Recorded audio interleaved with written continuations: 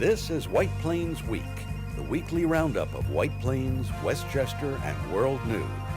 With John Bailey, editor and publisher of the daily internet newspaper White Plains CitizeNetReporter, WPCNR.com.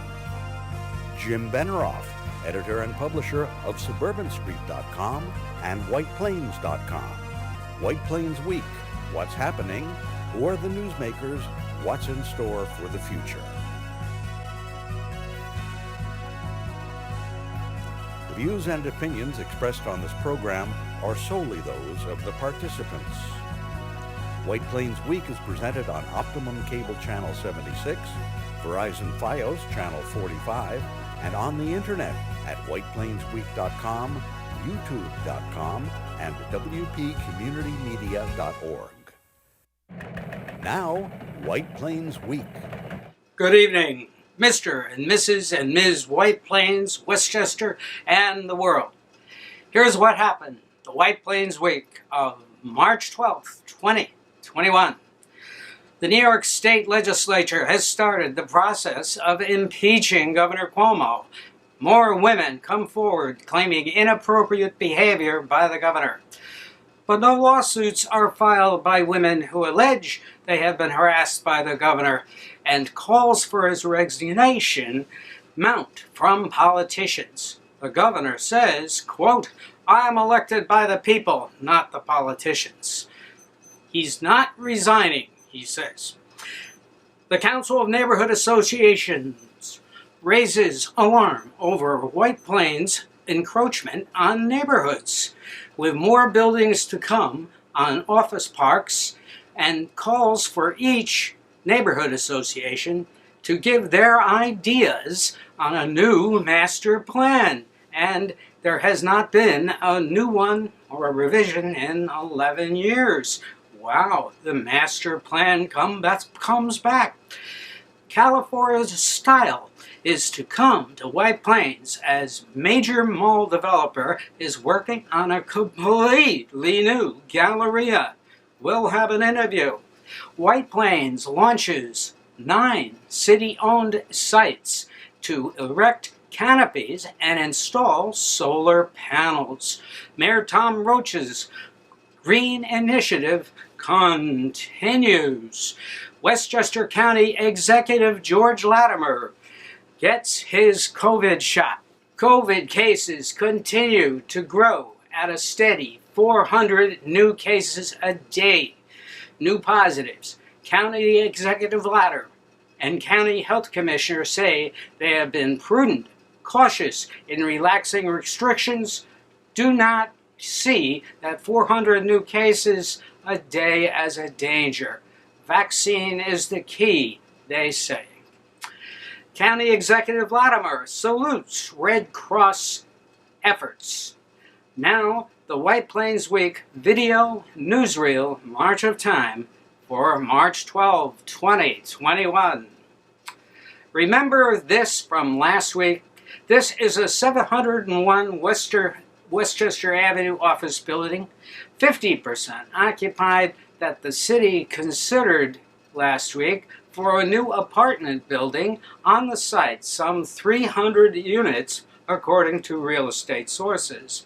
Well, on Tuesday, the Council of Neighborhood Associations raised alarm about this, according to persons who attended the Zoom meeting. It's a Zoom meeting. I mean, Zoom is the new boom. The leadership of the CNA called for each neighborhood association to submit their ideas for what they see and are concerned about, with the objective of creating a new master plan for the city.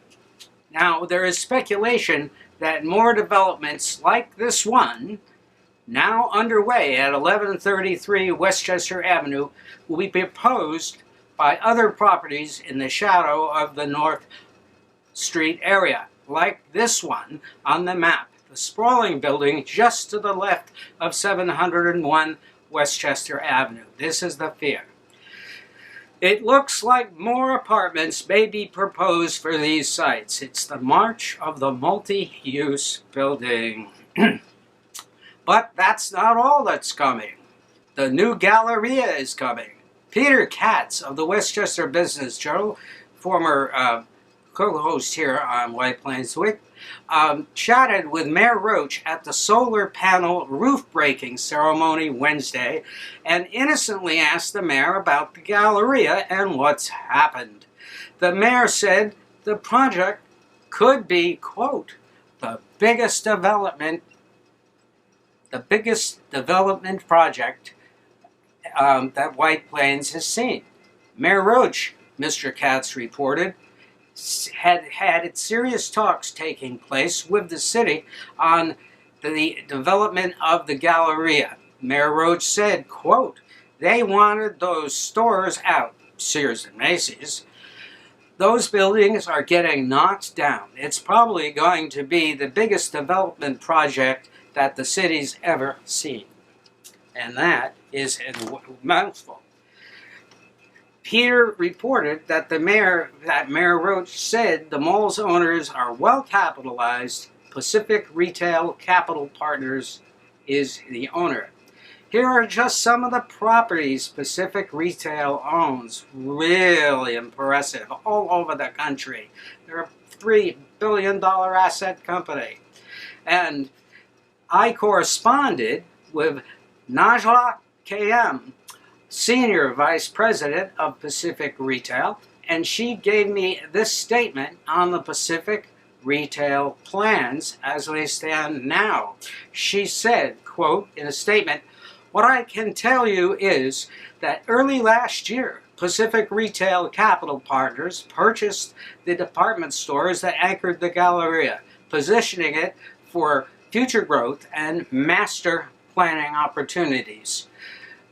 Ms. KM went on, master planning has given us the opportunity to continue to evolve the vision for the asset through a transformative redevelopment with the integration of a mix of uses to meet the changing needs of the market, and while reviewing new technology, services, experiences available. She said, plans for the future will be a dramatic shift and a major improvement to the downtown urban White Plains core. She continued, as part of our long-term development strategy, we are currently evaluating the highest and best use options for the Galleria in White Plains. We are in the process, she says, of formalizing several concepts now. We appreciate your patience as we thoroughly review all options to ensure we're making the best long-term development decisions for the Galleria at White Plains and the community we serve. So far, there is no timetable, but the super mall that Ms. KM, and I don't think you can call these places malls, that Ms. KM is standing in front of is Tivoli Village. She's standing in front, half that side back. In front of is the Tivoli Village in Las Vegas, Nevada, which is described by the copy on the Tivoli website.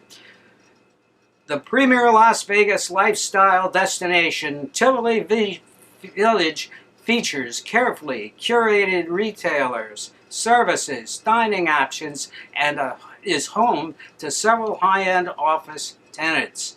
Tivoli has an array of options to explore, which provide an unmatched experience of elegance.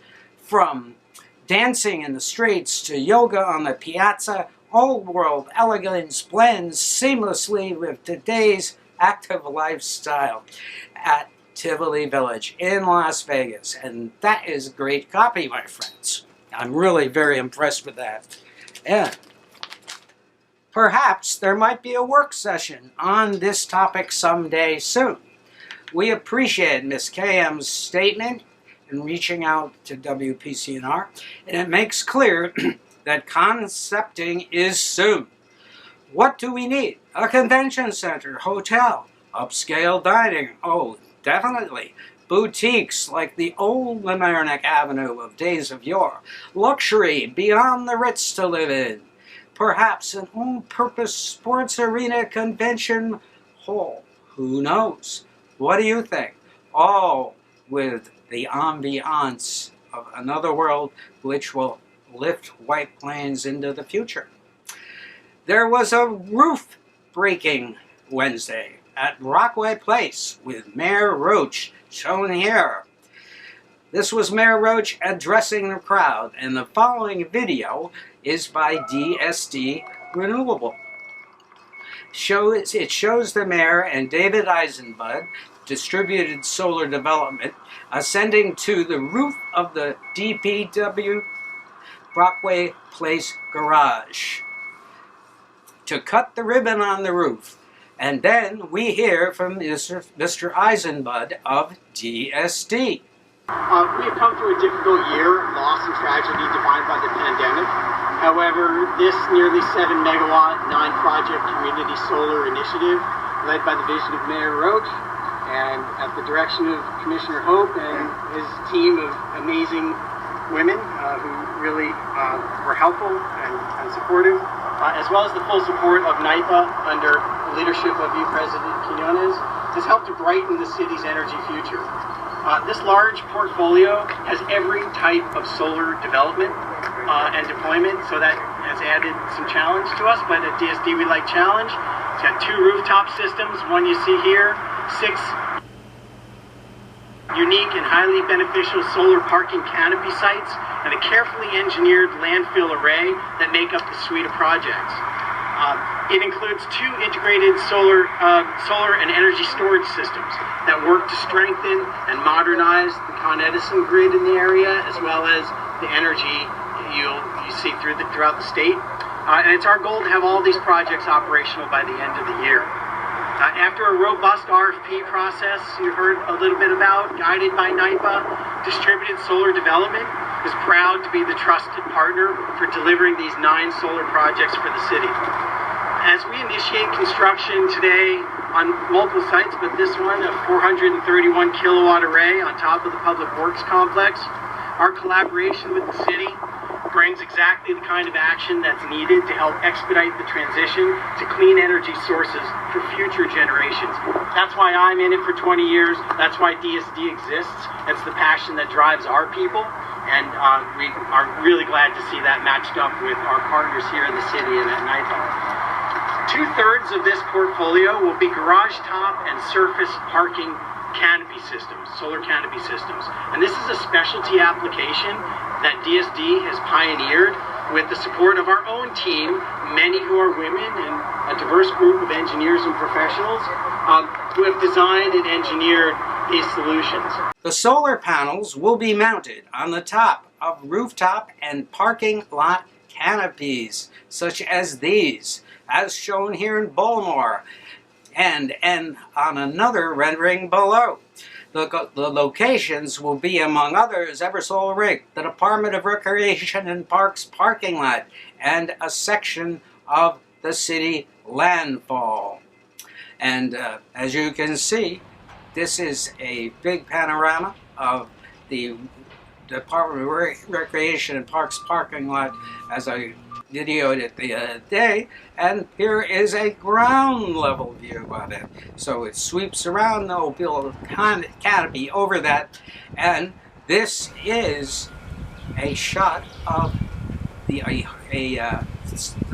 right to left view of the city landfill, and we do not know exactly where it's going to go on the landfill, all those solar panels, but it's certainly a wonderful idea to put solar panels there.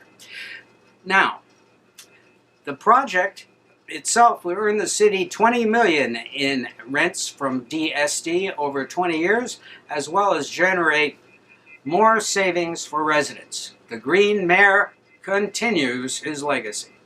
In the COVID situation, County Executive George Latimer received his first shot of Moderna COVID vaccines Saturday at Grasslands at the big inoculation center. And let's watch. You're all done. Wow, that's fast. Yep. Very good. Good job, Maureen. It didn't hurt at all. Now, how have we been doing on COVID this week? We are still getting new infections across Westchester County at a rate of 400 a day, which, depending on how many new cases get hospitalized, continue to fill hospitals, not to the seams, but it would concern me. Where are the most infections coming from? Well, let's look. Nothing new here. Yonkers, here being the largest city, they have 1,463 new cases in the last 2 weeks, 275 persons a day. New Rochelle, focus of pop-up locations this week to get more people vaccinated so they stop infecting each other. They have 500. They have 40 a day, 520 new cases in 2 weeks. Mount Vernon, no end in sight, 473 new cases in 2 weeks, 38 a day. White Plains, 328 in 2 weeks, 13 a day. Moving up is Greenberg, 277 in 2 weeks. The Tarrytowns, Cortland, the Mamaronex, Harrison, Mount Pleasant, the Ostings, Peekskill, and the New and North Castles, rounding up the rear. More of a concern is the hospitalization rate, the effect on the new case average of 400 a day. There are 400 new cases a day. I published this article Monday on White Plains CitizeNetReporter, where you can go read the entire grim little story and what I think it might portend.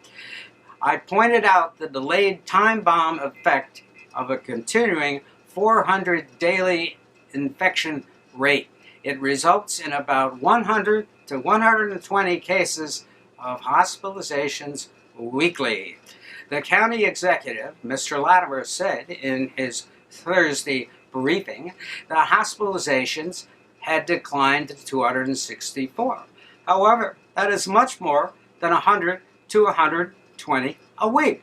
It continues to put the pressure on doctors, nurses, frontline responders, and with the county moving fast to open with the governor's new guideline lifting that took place a week, it means that the 400 a day means our hospitalization rate is exceeding the 3.5% often bandied about, and as of last Monday, I figured it out, it's hitting 4.3%. A reporter asked Mr. Latimer about whether the 400 a day rate of infections concerned him.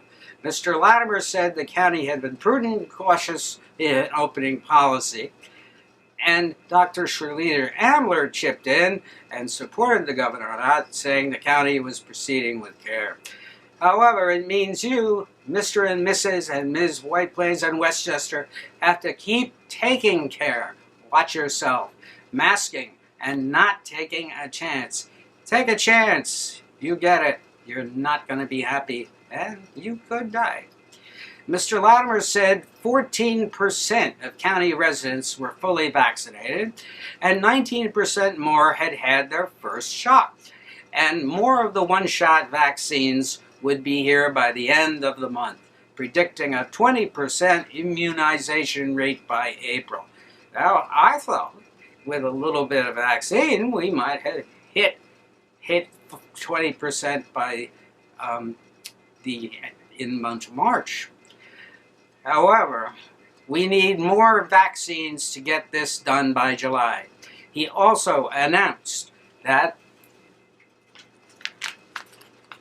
this week Playland would open at the end of June with attendance limitations in place. More on that to come. Now, finally tonight, this is my friend Arthur Bonagura of White Plains, New York, USA. Art died in October. He was a Red Cross volunteer in emergencies, attended their monthly sessions in which he was trained. And during the week, he served at the St. Bernard Soup Kitchen for many years. He was a caring, passionate, funny, a baseball man, a New York guy. We got great times together. I never saw him enough, and I never laughed with him enough, and I missed lunches with him at Raza. We entertained each other. So this video in which the Red Cross leader talks about what the Red Cross does, this is dedicated to you, my friend, Art Bonnegar. Thank you for acknowledging Red Cross Month, and as he said, since 1943, Franklin Delano Roosevelt declared March to be Red Cross Month. So we're thrilled to be here today to thank our volunteers, to thank all of the time and effort and energy and resources that all of those volunteers put into each and every day responding for the Red Cross. 90% of our workforce base is volunteers, so that is a huge, huge number of people. And today we also want to especially thank the women in the workforce because it's International Women's Day. For some of you who may not know, services that the Red Cross provides are serving hundreds of military families each day, locally and worldwide. We provide over 40% of the nation's blood supply, as County Exec was saying, everything from whole blood to plasma, platelets, and all of that. We teach millions of life-saving skills each and every day to children, adults, and teens through first aid, CPR, AED training, home fire safety, lifeguarding, the babysitting course, and more. Through online and in-person training, we have provided these programs throughout the COVID-19 pandemic, and we are doing them in a safe and obviously COVID-safe way. Some of the projects that we have done, that we are doing, looking forward to do coming forward, are our home fire and safety Sound the Alarm campaign coming up in April, where we will be empowering hundreds of community residents to be prepared for the unlikely event of a home fire in their home. This past year, we have provided over 600 residents at 85 disasters in the county of Westchester with services by the Red Cross. We have onboarded 275 volunteers, 125 of them are children. And every day we respond to 10 to 12 disasters. And our largest locally was just as recently as January 6th, where we provided over 100 residents 10 days worth of sheltering, meals, water, mental health, and support at a fire that took place in Yonkers. So today I thank George Latimer, County Executive, all of my board members and all of the staff, and especially all of the volunteers at the Red Cross. Thank you for joining us on Red Cross Month and for the proclamation for the Metro New York North chapter. Thank you. Congratulations. Thank you very much for your service. Thank you. This is John Daly. Good night, Art. And good night for White Plains Week. This has been White Plains Week, news and commentary about White Plains, Westchester, and the world. The views and opinions expressed on this program were solely those of the participants. White Plains Week, produced by White Plains CitizeNetReporter, and presented on Optimum Cable Channel 76 and Verizon Fios Channel 45.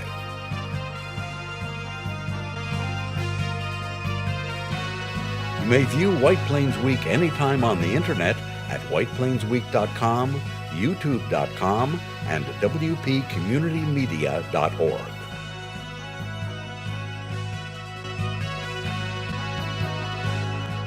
For White Plains Week, this is Peter Katz speaking.